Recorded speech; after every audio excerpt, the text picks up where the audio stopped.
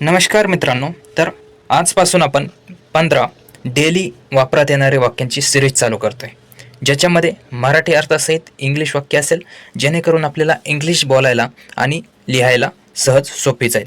तर आज आपण पहिला पाठ पाहतोय, ज्याच्यामध्ये सोपे वाक्य असतील, जे की साध्या वर्तमान काळातले असतील, म्हणजेच दररोज होणाऱ्या क्रिया असतील किंवा जे सत्य आहे ते सांगण्यासाठी आपण साध्या वर्तमान काळाचा वापर करतो. ठीक आहे. तर या सिरीजचा फायदा हा राहील की आपण सहजपणे इंग्लिश बोलू शकाल. ठीक आहे. तर चला आपण व्हिडिओला सुरुवात करू आणि व्हिडिओ तुम्ही शेवटपर्यंत पहा आणि तुम्हाला काय वाटतं ते नक्की सांगा. तर चला सुरू करूया. आपलं पहिलं वाक्य आहे, Ramesh goes to college every day. Ramesh goes to college every day. Ramesh दररोज कॉलेजला जातो. आपलं पुढचं वाक्य आहे, they play football on every Sunday. They play football on every Sunday. ते दर रविवारी फुटबॉल खेळतात. पुढचं वाक्य आहे, I rarely eat pizza in morning. मी कधीतरीच सकाळी पिझ्झा खातो. पुढचं वाक्य आहे, Geeta sings a song in college. Geeta sings a song in college. Gita कॉलेजमध्ये गाणे गाते. पुढचं वाक्य आहे, Ram sir teaches physics to 10th standard students. Ram sir teaches physics to 10th standard student. म्हणजेच राम सर 10वीच्या विद्यार्थ्यांना फिजिक्स शिकवतात.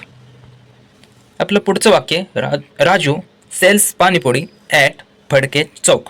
Raju sells panipuri at Phadke Chowk. राजू फडके चौकात पाणीपुरी विकतो. आपलं पुढचं वाक्य आहे, workers work day night. Workers work in day night. ठीक आहे. तर इथं इन जोडायचं वर्क नंतर, मग काय आहे, workers work in day night. म्हणजेच कामगार दिवस रात्र काम करतात. पुढचं वाक्य आहे, he never it's vada pav. He never it's vada pav. Never म्हणजे कधीच नाही. ठीक आहे. तर मराठी अर्थ काय आहे, तो कधीच वडापाव खात नाही. पुढचं वाक्य आहे, I don't waste time. I don't waste time म्हणजेच मी वेळ वाया घालवत नाही. डोंट म्हणजे नाही. ठीक आहे. पुढचं वाक्य, they always speak in class. They always speak in the class. ते वर्गात कायम बोलत असतात. ऑलवेज म्हणजे काय, तर कायम. ठीक आहे. आपलं पुढचं वाक्य आहे, politicians rarely tell truth. Politicians rarely tell truth म्हणजेच राजकारते कधीतरीच खरे सांगतात. ठीक आहे. पुढचं वाक्य आहे, जे की सत्य आहे, म्हणजे निसर्गामध्ये ह्या गोष्टी होतात. मग त्यातलं काय वाक्य, डिअर्स इट अ ग्रास. म्हणजेच हरिण गवत खाते. डिअर्स इट अ ग्रास म्हणजेच हरिण गवत खाते.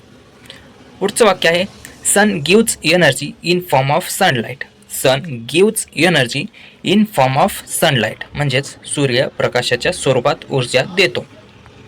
आपलं पुढचं वाक्य आहे, that boy works in hotel. That boy works in hotel म्हणजेच तो मुलगा हॉटेलमध्ये काम करतो. आता दॅट बॉय म्हणजे काय, तर तो मुलगा. धिस बॉय म्हटलं तर हा मुलगा येईल. दॅट म्हणजे तो आणि धिस म्हणजे हा. ठीक आहे. आपलं पुढचं वाक्य आहे, आय लव काजू कतली. म्हणजेच मला काजू कतली आवडते. आय लव काजू कतली म्हणजेच मला काजू कतली आवडते. ठीक आहे. तर अशा प्रकारे आपण 15 सेंटेन्स पाहिलेले आहेत, ज्याला आपण इंग्लिशमध्ये बोललो तर आपल्याला इंग्लिश चांगल्या प्रकारे येईल.